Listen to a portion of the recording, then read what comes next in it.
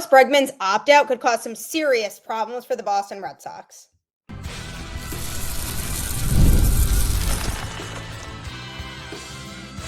You are Locked On Red Sox, your daily Boston Red Sox podcast.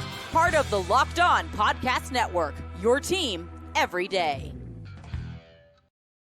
Hello and welcome to Locked On Red Sox, your daily Boston Red Sox podcast, part of the Locked On Podcast Network, your team every day. I'm your host, Gabby Maljanian, former ESPN social media associate and currently the host of the Boston Balling podcast as well. And I'm here to bring you the latest in all things Boston Red Sox, Monday through Friday, straight to your favorite podcast feed. And the best part, it's free. So make sure you tune in because Locked On is here for you every single day. Today's episode is brought to you by FanDuel. Right now, new customers can bet just $5. And if your bet wins, you'll get $300 in bonus bets to use across the app. Download the app today. Happy Thursday. Welcome to the show. Alex Bregman has decided he is going to opt out of his Red Sox contract and try to pursue something else. No surprise there, but I'm going to be diving a lot more into that on today's show, as well as the Red Sox Gold Glove finalists and a brief outlook going into the 2026 season. So going into 2025, Alex Bregman was a big piece of this Red Sox team. He was one of the biggest offseason acquisitions that Craig Breslow brought in. He had a lot of excitement surrounding him and his veteran experience to pair with a team that was very young, with his World Series experience and knowing how to be a proven winner. And during spring training, all the talk of him being a true solid mentor for some of the younger players on this team, like Marcelo Mayer, Roman Anthony, and Christian Campbell. So he came to the Red Sox on a 3-year, $120 million deal with opt-out options after both the first year and the second year. So it was a very player-friendly deal for him, making a lot of money for a few years. But before he signed that deal with the Red Sox, he had made it pretty known that he was looking for a multi-year contract, and that was something he just wasn't getting because it was late. He didn't sign with the Red Sox until February of 2025. So a lot of time had passed, and the deal that he got from the Red Sox was most likely the best option that he got. So he took it, but ideally he wanted more years on his contract. So him opting out of this deal should not come as a surprise to Red Sox fans, because at this point, after he went and had the 2025 season that he did, he probably wants to go and see what's out there and see if a team would be willing to give him more years than what he got from the Red Sox. Now, I am a little bit surprised because I don't see a team offering him more than $40 million a year. So it makes me feel like he's okay with taking less per year to be able to get more years on his contract. That seems to be what he's going for. And it's not to say that he's definitely not going to come back to the Boston Red Sox. They certainly should be in the mix for him, but there will be other suitors for him, no doubt about it. So when he came to Boston, he did say he was really excited about the young core that this Boston Red Sox team has. He said he really likes the future and where this team is going. So he said he was excited to be part of that.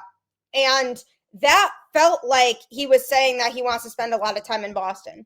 So that could be something the Red Sox have going for them. He's basically leaving 2 years, $80 million left on the table to try to pursue a longer term deal. It was definitely a bounce back year for Bregman after having a rough year in 2024. He hit .273 with a .360 on base percentage and .462 slugging with 18 home runs in 2024.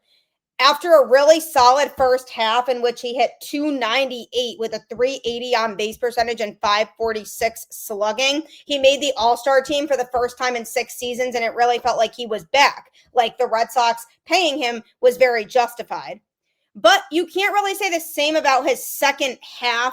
Part of that was because he was recovering from a quad injury that sidelined him for about 7 weeks. He hit just .250 with a .341 on base percentage and .386 slugging over the final 61 games of the season for the Red Sox. So it's almost like he got hurt and came back and wasn't as productive.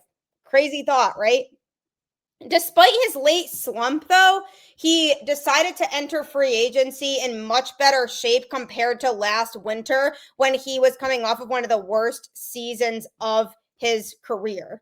So the biggest difference between 2024 and 2025 was that his 2024 season was significantly worse than his 2025 season as a whole because he hit really well in the first half of 2025 to offset that. So in 2024, what we saw in the second half of 2025 was mostly the whole season of that year. Whereas in 2025, he had a really good first half and then declined. But because of his first half, he feels like he is owed a bigger contract. And also the off the field stuff, because we saw a lot of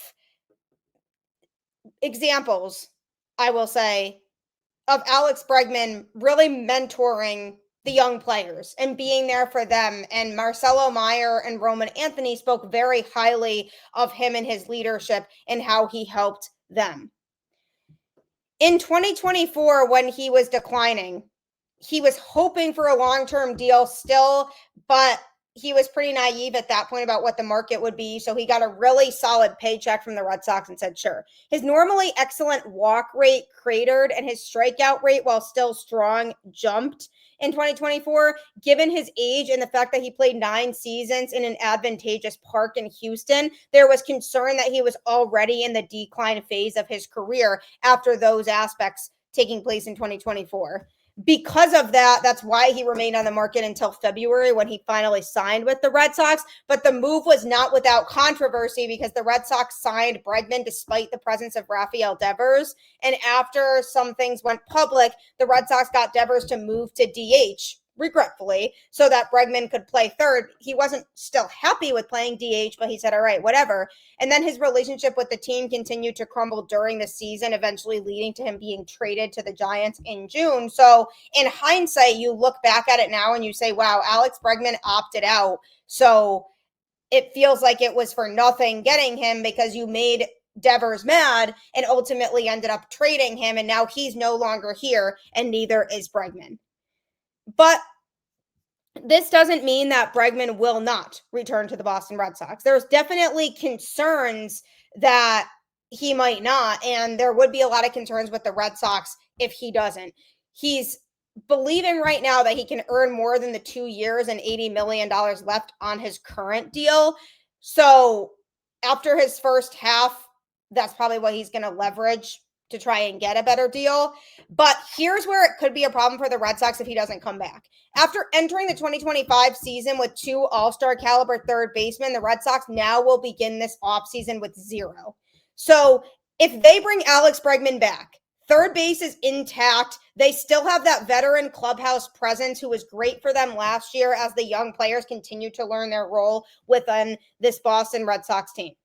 And all would be well because then in the infield, you could start the season with Marcelo Mayer at second base, with Story staying at shortstop, most likely, assuming he opts into his contract.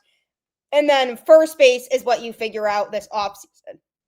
If Alex Bregman leaves and goes elsewhere, and the Red Sox can't work out a deal with him for 2026 and beyond, then you're in a tough place in the infield because then your only real option is to start Marcelo Mayer at third base, assuming he's back healthy from injury, because you could start the season at third base with a guy like Nick Sogard, who spent time there this season, or Nate Eaton, who also spent time there this season, or Romy Gonzalez. But then you're dealing with a platoon situation in which it doesn't feel like your team got better to be able to be a World Series caliber team. So the assumption is that Marcelo Mayer would play third base if Alex Bregman goes elsewhere, with Trevor Story playing shortstop. So then the question becomes, what do you do at second base? Do you call Christian Campbell back up and assume that he's ready to play at the major league level again? Do you say to a guy like Ceddanne Rafaela, can you come in and play second base instead of playing in the outfield? That could be an issue because the Red Sox have made it clear that they want Ceddanne in center field every day. They feel like his defense is best suited there, which it totally is. He's truly the best defensive center fielder in the sport. So it's hard to argue that he shouldn't be in that spot. So if you move him to second base because you need Marcelo Mayer to play third, then the outfield is looking like some combination of Jarren Duran, Wilyer Abreu, and Masataka Yoshida, possibly. But the problem with Yoshida is that he's a defensive liability. So you can't really expect him to play every day there. And then you also obviously have Roman Anthony, but is he going to be ready for the start of 2026? That's another question that has to be posed in here, because you could roll out an outfield of Roman Anthony, Wilyer Abreu, and Jarren Duran, because Jarren Duran has experience playing in center and in right. So you could have him play center field to replace Rafaela with Wilyer and then Roman Anthony on either side of him. That's very doable. And then you keep Yoshida as the everyday DH. Now, the problem with that is that that would prevent you from trading one of those outfielders for good pitching. And the Red Sox do need a number 2 starting pitcher to throw behind Garrett Crochet. It's a big need for this offseason. And that is something that likely could come via trade. So if you're forced to keep all of these outfielders because you have to move Ceddanne Rafaela to the infield, then you won't really be able to maximize what you could do this offseason in order to get pitching in return. So that's another downside to it. So essentially, if the Red Sox don't work out a deal with Alex Bregman to bring him back, that could throw off a lot of the Red Sox other offseason plans and could prevent them from reaching their potential in 2026 and beyond. Now, I know his second half of the season wasn't fun to experience and watch at the plate, but don't you think the injury played a part in that? If he's able to bounce back in 2026 and we see what we saw in the first half of 2025 from him, people will be really happy that he's back. So the Red Sox cannot let him opting out be a way to just say goodbye. They absolutely need to be in the mix because Alex Bregman makes this Red Sox team better, and it would allow them to keep their offseason plans intact. And what could those offseason plans entail? Probably trading one of their outfielders, and 2 out of 3 of them are Gold Glovers. So I'm going to be discussing that next. If you love to gamble, or you're really just trying to get into it, head to FanDuel today. It's the perfect place for you to start gambling on lots of different sports. The NFL season is here, and FanDuel has an offer you don't want to miss. Right now, new customers can bet just $5 and get $300 in bonus bets if you win. That's right. Pick a bet, put down $5, and if it hits, you'll unlock $300 in bonus bets to use across the app. Whether you're a casual fan or love diving into the stats, FanDuel makes the game day experience so much better. So what are you waiting for? Visit FanDuel.com to download the FanDuel app today and get started. It's going to make you lots of money, I promise, so make sure to download it today to make that happen. So the Boston Red Sox found out that Alex Bregman is going to be opting out of his deal, basically leaving 2 years, $80 million on the table to try to find a longer-term deal in free agency. And it's very crucial that the Red Sox are 100% in the mix to retain him, because they are going to have to try to move one of their outfielders this offseason and hope to get pitching in return, because right now they have an overflow of outfielders. Roman Anthony, we don't know for sure if he's going to be ready for the start of 2026. That's the plan as of right now, but you never know if he could have setbacks in his recovery. So if he's not ready for opening day, you're likely going to have Yoshida play in the outfield in some capacity, which is tough because he is a defensive liability. But between Jarren Duran and Wilyer Abreu, likely one of those guys is going to be on the move this offseason. Now, the problem with Jarren Duran is that he didn't have the best season offensively in 2025, so his value isn't as high as Wilyer Abreu's is. They're not trading Ceddanne Rafaela because he is truly the best defensive center fielder in the league. They definitely want him out there, and they've extended him. Roman Anthony, obviously not going anywhere. So then it leaves you with this predicament of which one of these 2 outfielders do you ship away? And Wilyer Abreu has another credibility added to his name because he is a Gold Glove finalist for the 2nd year in a row. The Red Sox have 3 Gold Glove finalists currently. One of those is Ceddanne Rafaela. After catching just about everything that came his way during the season, he might collect his first career Gold Glove award for the Boston Red Sox this offseason, and he definitely would deserve it if that were the case. He made some of the most incredible catches look fairly easy throughout this season, and he's one of 3 Red Sox players named a finalist. And while he does his thing in center field, you also know that he is continuing to elevate his game at the plate. Now, I'm not saying Ceddanne is ever going to be the best hitter on the team by any means, but he did show improvement in 2025 compared to where he was at in 2024 at the plate, which is promising. But you at least know that when you put him out in center field, from a defensive standpoint, he's got your back. Whether he was diving onto the outfield grass, crashing into a wall, literally, or going over the wall to rob a home run, he brought in a lot of baseballs that would have been hits with other outfielders giving chase. He's one of the best defensive players in the sport, and probably the best defensive center fielder specifically in the sport, and finished second among all MLB defenders with 20 defensive runs saved. That's second only to Cleveland's Steven Kwan and his 22 defensive runs saved. Among his many robberies during the season, he did have a specific home run theft against the Diamondbacks in early September that definitely garnered the most attention as a catch of the year candidate. It was unbelievable, him going over the wall to make the catch. He's looking to win his first career Gold Glove award, and he's up against Kansas City's Kyle Isbell and Seattle's Julio Rodriguez for the award. So he is one of 3 Red Sox Gold Glove finalists. The next one is Wilyer Abreu, a guy that the Red Sox could potentially trade this offseason. He's just as solid as they come in right field, and he's looking to make it back-to-back Gold Glove seasons for the Red Sox. He finished second among American League right fielders in defensive runs saved with 15, despite playing in just 115 games, because he did battle a couple of injuries during the season that kept him sidelined for a while. Texas's Adolis Garcia, who's another finalist in right field, was first with 16 defensive runs saved, and Houston rookie Cam Smith is the third finalist, who had 12 defensive runs saved during his rookie campaign.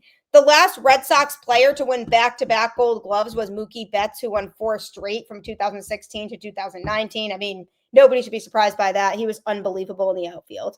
Abreu made a lot of good catches on his own during the 2025 season, but the one where he combined with Rafaela to take a home run away from the Tigers in May was one of the craziest things I've ever seen. They both essentially were part of the play and tag teamed on it to rob a home run. It was nuts. That was one of the biggest highlights of Wilyer Abreu's season defensively. So he is the second Gold Glove finalist for the Red Sox. And the third one, catcher Carlos Narvaez.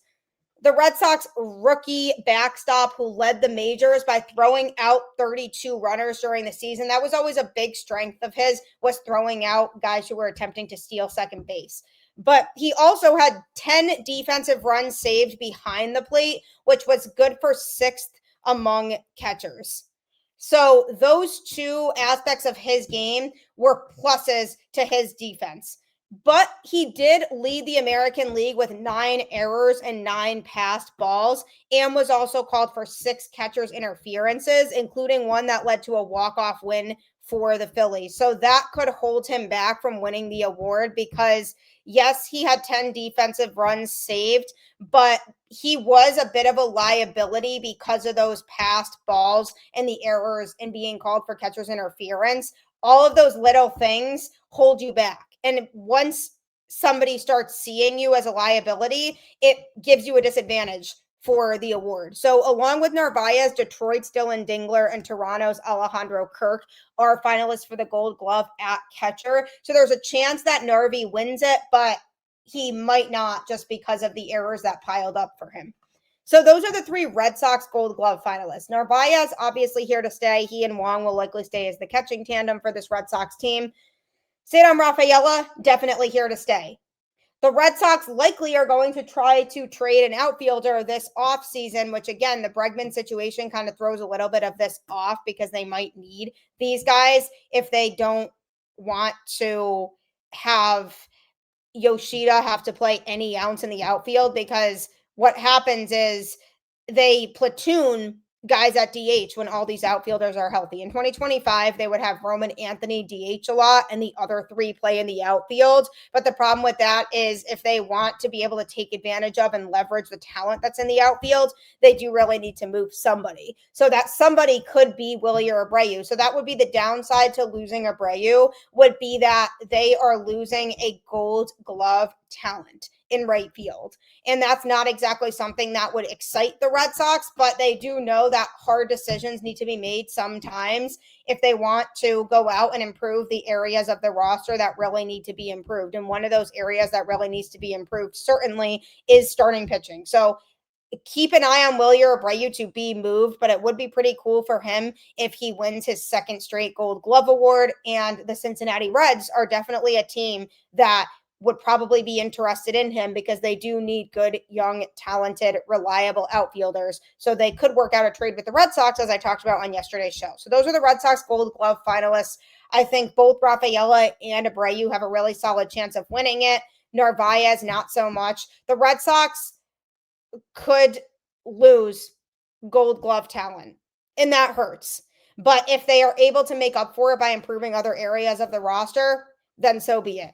Other notable Gold Glove finalists that have connections to Boston or the Red Sox, Sal Frelick, who's actually a Lexington, Mass native. He's a finalist for the NL Gold Glove in right field. The Boston College alum won his first Gold Glove for the Brewers last season, and he's a finalist again. So it's always cool seeing local guys who succeed at the highest level. So for him, being able to win a Gold Glove with the Brewers again would be really cool for him. And former Red Sox star Mookie Betts is once again a Gold Glove finalist and is looking to add to his 6 other Gold Glove awards, but his previous ones came for his work in right field. This year, he's a finalist among National League shortstops, which again just shows how unbelievable Mookie is, that he's able to play both in the outfield and in the infield at a Gold Glove caliber level. It's pretty cool.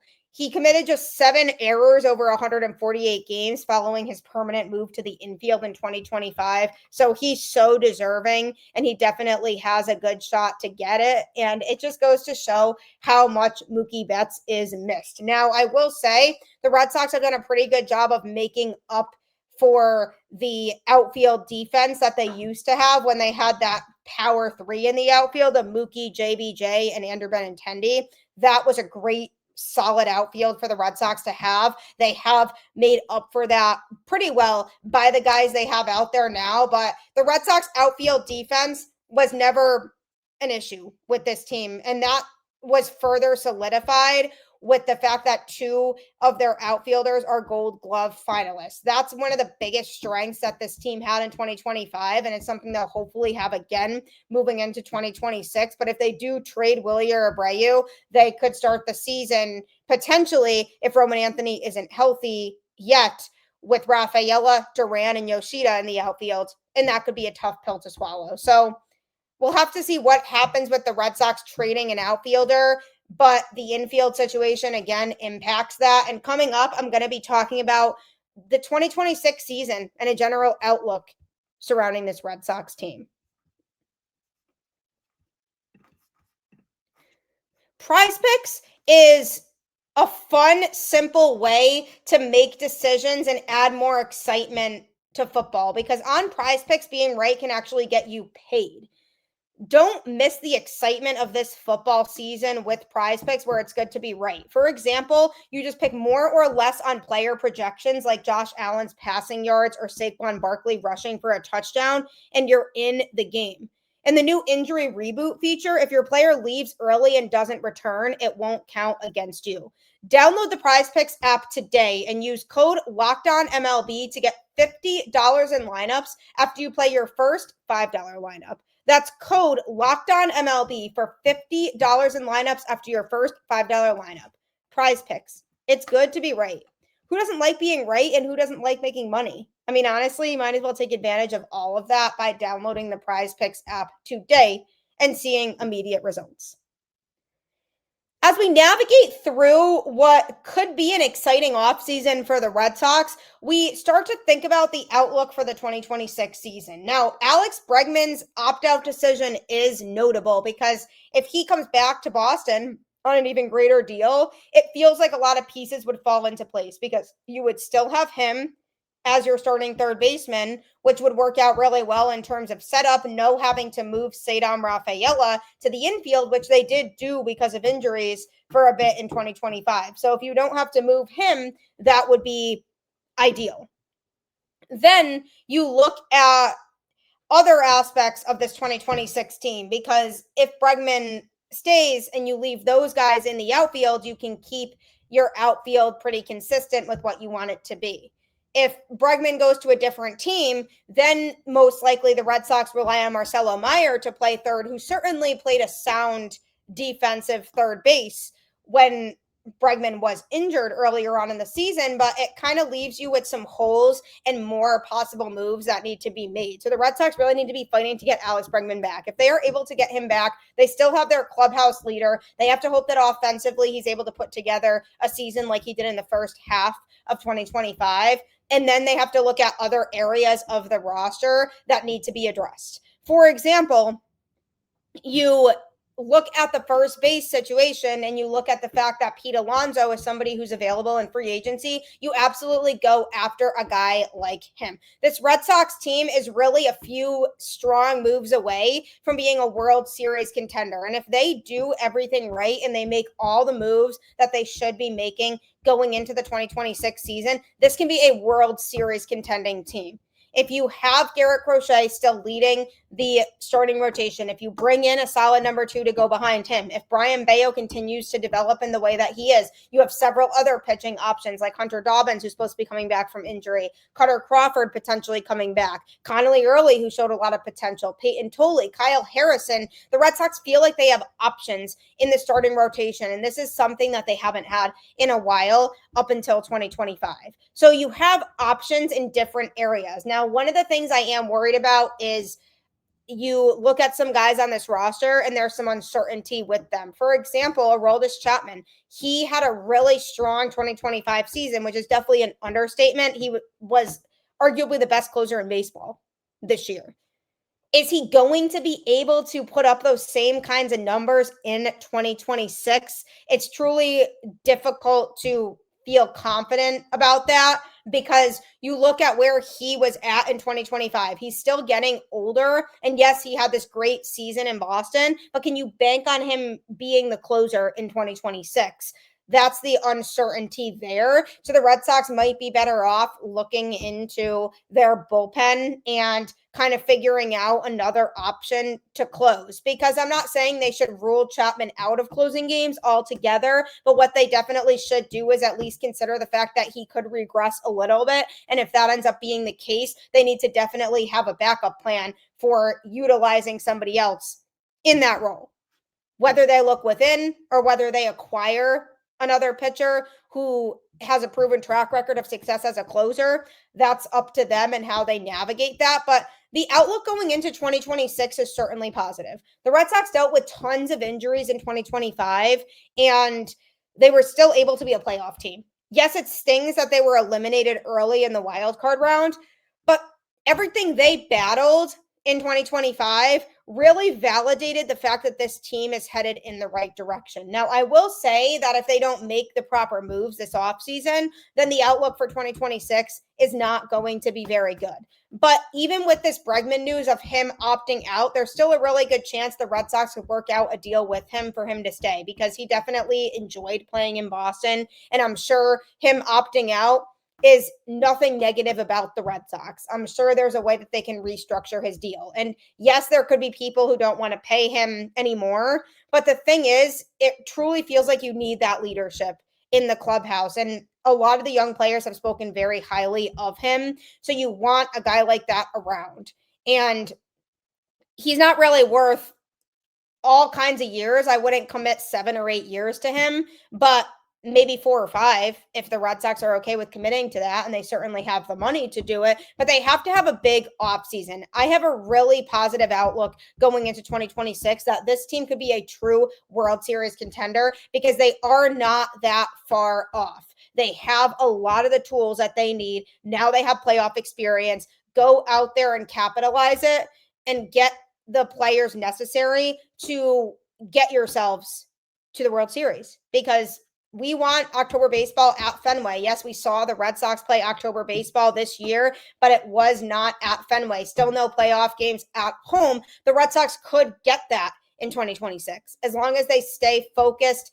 Guys are healthy. They go out and they make some big moves to improve this team. If they go out and have an ideal offseason, this is 100% a World Series contending team. No doubt about it. They just have to go and capitalize on that, and they need to make sure that they are putting themselves in the position to be looked at as a World Series contending team. So I'm really excited to see what goes on with this offseason. Hopefully the Red Sox can bring in guys who have value and can be game changers on a roster. Because yes, you can bring in a player and say, okay, they should be a good fit. But that's the difference between contending teams and non-contending teams is the contending teams, the true contending ones, bring in players where you know they're going to make a drastic difference in the best way possible. Those are the players I'm looking at for the Red Sox to bring in this offseason. So thank you for tuning in to Locked On Red Sox and making it your first listen of every single day. And thank you for continuing to ride with me both during the season and during the offseason. Next, be sure to check out Locked On MLB Game Night, which is available on the Locked On MLB YouTube channel or wherever you listen to podcasts.